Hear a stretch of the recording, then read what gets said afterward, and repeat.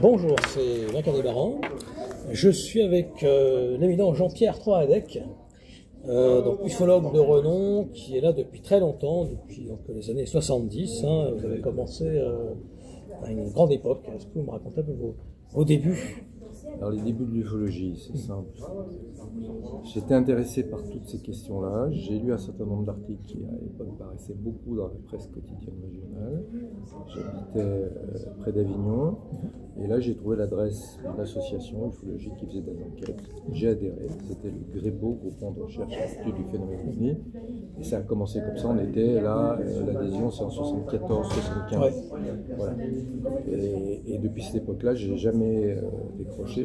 J'ai continué à faire des enquêtes sur le terrain, assister à des conférences, écrire beaucoup d'articles, d'abord dans des bulletins ufologiques et ensuite dans des publications grand public. Voilà. Vous étiez aussi journaliste économique et politique. Oui. Alors j'ai été journaliste. Après j'ai changé de profession, mais d'avoir été journaliste, oui, ça m'a aidé à maîtriser un peu le domaine de l'enquête et de l'investigation, vérifier les sources. C'était la chose principale, parce que souvent, dans les enquêtes, parfois les enquêteurs se suffisent avec des rumeurs ou des informations non recoupées, non vérifiées. Moi, donc, j'ai eu la volonté de pouvoir recouper mes sources et vérifier tout ce que je pouvais avancer comme information. Alors, vous étiez consultant aussi à LDLN, donc Lumière dans la nuit, oui, ainsi que Oranos. Oui, j'ai été enquêteur, enquêteur Lumière dans la nuit, voilà, enquêteur correspondant. Voilà, Oranos. J'ai fait des enquêtes pour ces deux groupes. J'ai publié dans ces deux revues, Lumière dans la nuit et Oranos. Oranos était de l'époque de Pierre Delval. D'accord. Et Lumière dans la nuit de l'époque de Raymond Vélit. Eh oui, voilà, exactement. Donc, qui est le fondateur de la revue Lumière dans la nuit. Et vous aviez bien connu à l'époque aussi Jimmy Dieu, dans les années 70. J'ai bien connu Jimmy Dieu. On s'est suivi pendant des années. Je l'ai reçu chez moi. On a correspondu. C'était quelqu'un, oui, pour qui j'avais une estime, parce que bien qu'il ait été très critiqué, c'était quand même quelqu'un qui avait fait beaucoup d'enquêtes, qui avait été vraiment l'un des pionniers en France, et Jimmy Dieu avait toujours des tas d'informations sur des tas de cas, donc il suffisait d'être en contact avec lui pour avoir des pistes. Donc effectivement, Jimmy Dieu. J'ai aussi rencontré dans mes débuts Aimé Michel. Ah oui. Voilà, j'étais allé le voir chez lui à Saint-Vincent-des-Forts. J'ai connu aussi Guy Tarade, qui est toujours de ce monde, qui vit à Nice. Voilà, enfin, dès que je me suis lancé dans l'ufologie, j'ai essayé d'être en contact avec toutes les personnes qui comptaient. Et justement, vous avez connu peut-être Eric Zurcher à l'époque en 78, membre fondateur du CRUN, Centre de recherche ufologique niçois. J'ai connu Eric Zurcher à l'époque du CRUN. Oui, tout à fait. C'est le Var, qui est basé sur le Var. Eric Zurcher avait son groupe sur Nice, et moi j'ai connu dès cette époque-là, bien sûr. Et puis j'ai connu aussi la Société varoise d'études des phénomènes spatiaux qui était basée à Toulon. Enfin, à l'époque. Et le GRU aussi. Voilà. Et le GRU avec Joël Duquesnoy. Et très rapidement, après avoir démarré dans l'ufologie, avec pas mal d'autres ufologues, on avait fondé le Comité européen de coordination de la recherche ufologique, le CECRU. Et après, il y a eu la Fédération, le GREPO, Fédération française d'ufologie aussi. Enfin, voilà. Il y a eu à un moment donné un maillage, ce qui fait que je connaissais absolument quasiment tous les ufologues qui étaient en activité. Et aussi participation à Cryptos en 77. Oui, j'étais sympathisant de Cryptos, et en 77, j'ai fait ma première émission de télévision. C'était à l'époque avec FR3, c'est pas France 3. C'était filmé avec une caméra qui contenait de la pellicule argentique, et on a fait une émission de 26 minutes qui traitait de l'ufologie dans sa période, on va dire, contemporaine, des années 70, qui parlait de cas anciens, parce qu'à l'époque j'habitais à Lyon aussi, et à Lyon, il y a dans les archives de la ville de Lyon, on a au XVIIe siècle, la description d'un survol de la ville par des armées fantômes, enfin toutes ces choses-là. Et puis c'était l'époque où commençait à se faire connaître Jean Miguer, et dans ce film de 26 minutes, on avait reconstitué l'affaire de Jean Miguer, avec une ambulance, une maquette qui survolait l'ambulance, et Jean Miguer lui-même qui répondait aux questions du réalisateur. Et ça s'appelait À la recherche des extraterrestres, cette émission.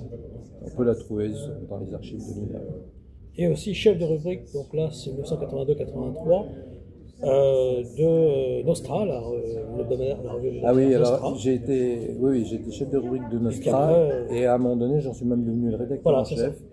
Et en Nostra, à l'époque, c'était une revue qui était très critiquée. Puis aujourd'hui, les ufologues qui arrivent à mettre la main sur des vieux numéros, c'est des petites archives, des pépites.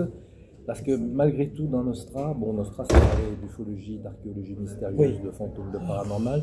On trouvait, en termes d'ufologie, mais toutes les infos qui parlaient d'observation ou qui donnaient des nouvelles des livres sortis, tout ça était dans Nostra, plus le courrier des lecteurs souvent orienté sur les ovnis. Donc ça, c'était tout à fait passionnant. Et vous aviez rencontré aussi Jacques Vallée. Jacques Vallée, je l'ai rencontré plusieurs fois. Actuellement, je collabore aussi à un média qui s'appelle Vertical Project Media. Et voilà. Et Jacques Vallée, je l'ai interviewé à plusieurs reprises pour Vertical Project Media. Effectivement. Voilà, il fait des choses. Oui, pour Vertical Project. Voilà. Oui, tout à fait. J'ai correspondu avec Jacques Vallée, comme beaucoup. Le plus ancien aussi, qui est encore là. Oui, tout à fait. Et c'était, qui apportait quelque chose de Passeporto Magonia, qui on peut dire ce qu'on veut. C'est la base d'une nouvelle ufologie qui a fait exploser l'ufologie en 1975 avec Pierre Biroudi, avec Eric Zorcher, on passait du tour les boulons à autre chose. Et Bertrand Meust. Et Jacques Vallée, à l'époque, je l'avais reçu à Lyon, parce qu'à l'époque, j'étais membre de SOS OVNI. On organisait à Lyon les rencontres ufologiques de Lyon, qui étaient des rencontres qui ont duré une dizaine d'années. Et là, on a reçu des ufologues du monde entier, des États-Unis, du Canada, de Roumanie, de Chine. Et Jacques Vallée, une année, est venu avec son épouse. Et donc, il a participé à nos travaux. Et là, c'est à ce moment-là que j'ai fait sa connaissance. Donc, il y a de cela quand même plus de 25 ans, presque 30 ans. Ça commence à remonter. Alors, je sais que un mythe moderne de Jung de 1958 a eu un effet sur vous, sur votre compréhension du phénomène, en quelque sorte, peut-être. Oui. Est-ce que justement cette idée d'une nouvelle ufologie dans les années 75 avec Pierre Biroudi, Jacques Vallée, en plus c'était 69, qui remet en cause beaucoup de choses à cette dimension spéculaire du phénomène. Quel est votre avis? Jean-Jacques Jaillat, les travaux de Jean-Jacques Jaillat. Alors, le livre de Jung, c'est son dernier livre, Un mythe moderne, qui est un livre qui traite des soucoupes volantes. Bon, pour Jung, c'est un mythe qui trouve sa source dans l'inconscient. Mais j'ai trouvé intéressant qu'un personnage de cette qualité, parce que je trouve que Jung est un personnage qui a vraiment innové, qui s'est intéressé à l'alchimie, qui s'est intéressé aux arts divinatoires, fasse un livre là-dessus. Alors pour moi, c'est pas un livre qui explique la totalité du phénomène ovni, mais qui montre en tout cas que dans la société, il y a, on va dire, des fondements dans l'inconscient des gens, aptes à faire que les gens sont portés vers ces questions-là. Voilà. Alors, il n'explique pas comment on peut les voir, mais par contre, j'ai eu des contacts après avec la nièce de Carl Gustav Jung qui s'appelait Lou Zinstag. Et Lou Zinstag était une proche de Georges Adamski. D'accord. Donc je suis allé voir Lou Zinstag en Suisse, je l'ai interviewé. Alors c'était assez amusant parce que Lou Zinstag était donc une fervente de Georges Adamski, elle l'avait contacté. Elle l'avait accompagné à Rome au moment où Adamski prétend avoir rencontré le pape Jean XXIII. Et c'était amusant de voir que donc, Jung avait une nièce, lui étant plutôt Jung un peu en retrait, toutes ces questions avec beaucoup de prudence, et sa nièce, elle, était complètement dans le côté presque de la croyance sur une histoire aussi extraordinaire que celle de Georges Adamski. Et cette idée justement dans de dimension spéculaire sur ce... Bertrand Meust aussi a collaboré à tout ça, donc cette analogie-là. J'ai connu Bertrand Meust à cette époque-là, aussi dans les années 80, au moment où il y a Philippe Solal. qui continue dans cette... Philippe Solal, je l'ai interviewé aussi, il est venu plusieurs fois à Lyon. Et oui, c'est pas. Là, c'est une autre voie dans l'ufologie. C'est Kasprolix aussi. Voilà. Alors là, je connais moins, mais des gens comme Philippe Solal, on trouve des explications avec la conscience. Moi, je pense qu'il faut, moi personnellement, je ne rejette aucune hypothèse. Je pense que la solution sur le phénomène OVNI, c'est une succession de petites solutions mises les unes à côté des autres et qui donnent. Donc pour vous, exogène et endogène, peut-être les deux en même temps? En miroir? Exogène, maintenant, j'en suis convaincu, mais endogène, pour certains cas, oui, parce que dans la nature humaine, il y a toujours cet attrait vers l'infini, vers la transcendance. Et parfois, les gens sortent des choses d'eux-mêmes. Tout à fait. Vous avez sorti aussi le livre donc, Les OVNIs, tout simplement avec Michel Dorier, en 92. Et là, c'est chez Que sais-je. Là, c'est plutôt un pas dans le côté très sérieux, on va dire. Alors, le livre Les OVNIs aux presses universitaires de France, collection Que sais-je. Alors, 92, c'est sa deuxième édition. Ah oui. Mais c'est pas grave, la première édition 85. Oui. C'est un livre qui s'est vendu à l'époque à plusieurs dizaines de milliers d'exemplaires. Il a été traduit en chinois et en espagnol. Il a eu une bonne vie dans le milieu ufologique et ça reste. Et dans le milieu historique, dans le côté parce que le livre académique, universitaire. Le livre se voulait très académique, très universitaire. Il a été écrit au moment où j'animais la Fédération française d'ufologie. Et le livre, est une sorte de photographie historique de ce qu'est le phénomène et des hypothèses qu'on peut mettre en avant.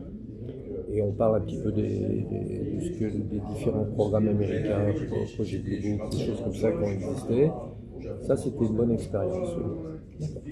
Et actuellement, vous travaillez sur quel domaine? Alors, actuellement, dans le sujet des OVNIs, j'ai plusieurs manuscrits sous le coude. Le premier, c'est sur les cas de contact et d'enlèvement, parce que j'ai enquêté pendant plusieurs décennies sur les cas de contact et des cas d'enlèvement en France. Il y a un couple d'extraterrestres aussi qui débarque à... Ça, c'est un beau livre aussi. Un couple d'extraterrestres. Qui débarque à Tavel. C'est ça, Tavel. Tavel, oui, ben ça c'est une enquête que j'ai fait. Ça se passe entre Avignon et Nîmes. Il y a un récit tout à fait anachronique avec un témoin qu'on a rencontré qui nous dit avoir vu un objet en forme de soucoupe qui se pose à naître en décembre. Donc les sujets sur lesquels je travaille, oui, c'est les cas d'enlèvement, supposé enlèvement, de contact. Ça, c'est le premier volet. Le deuxième volet, c'est sur OVNI et services de renseignement.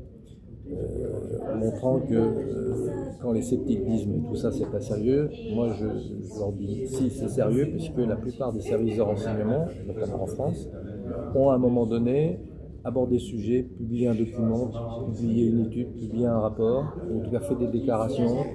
Donc en mettant bout à bout des faits qui de façon isolée paraissent peut-être anodins, mais mis bout à bout, ça fait aussi un corpus qui montre qu'il y a un intérêt au regard peut-être de la défense nationale, de se dire bon ben voilà. Et vous êtes proche d'ailleurs un peu de tout ça d'ailleurs. Alors à une époque, oui, je le suis plus, j'ai été réserviste au niveau de la gendarmerie.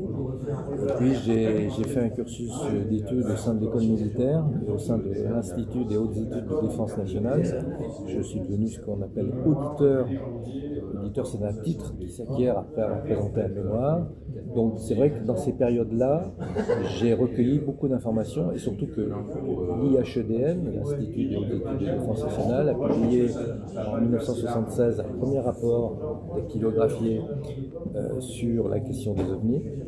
Et puis ensuite, il y a eu en 1999 le fameux rapport Cometa où un grand nombre des signataires étaient des gens qui étaient aussi des auditeurs de l'IHEDN. Pas que, mais entre autres certains. Et c'est vrai que dans cette sphère-là, j'ai rencontré un certain nombre d'experts qui ont pu me faire quelques déclarations, en tout cas m'ont dit qu'il y avait un intérêt dans cet univers-là à s'occuper aussi de ce sujet des OVNIs.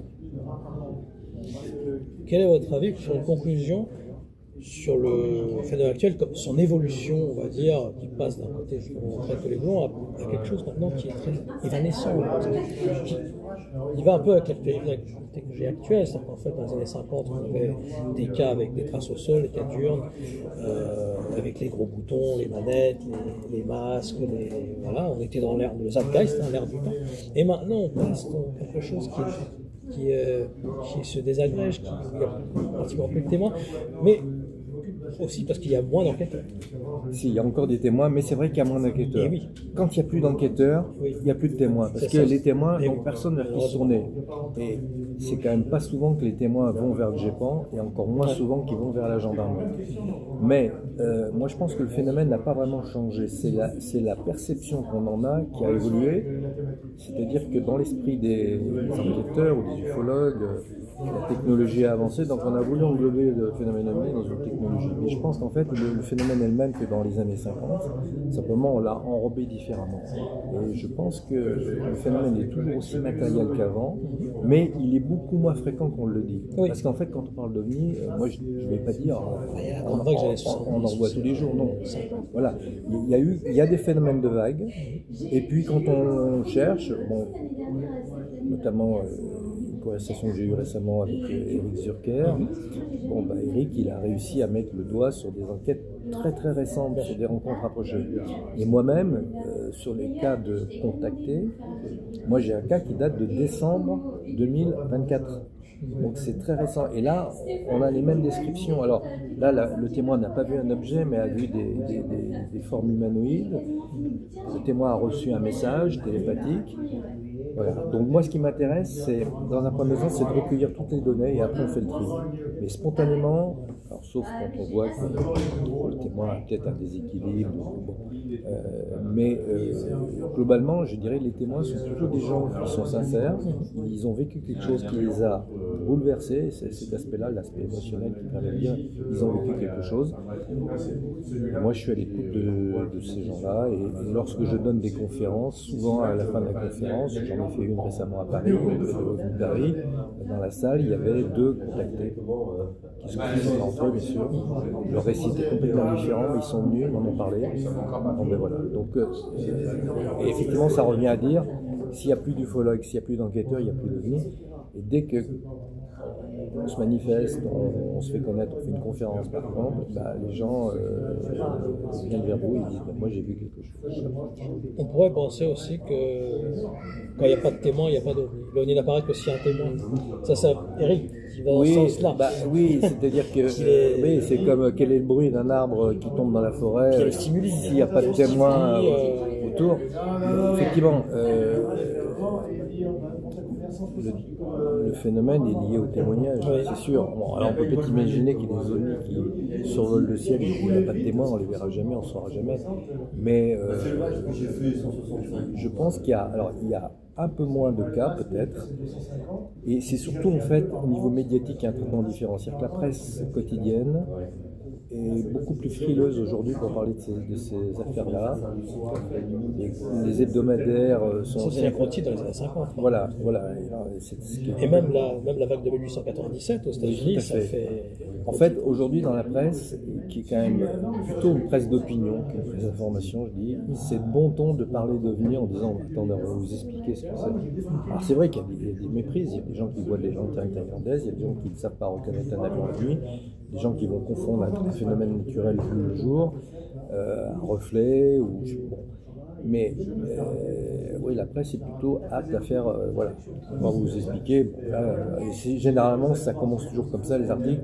Qu'est-ce que c'est que ce nuage orangé qui survolait telle ville? Oui. On explique, c'est un nuage antiquillaire, mais il reste quand même des cas qui ne passent pas par ces canaux, qui passent par les réseaux d'ufologues, parce qu'il y a encore quelques réseaux d'ufologues quand même. Et là, il y a quand même des enquêtes encore qui se font, bien sûr. Voilà. Eh bien, merci beaucoup, Jean-Pierre Toradec, pour tous vos travaux. Et, voilà. Merci de ce questionnement. Avec plaisir.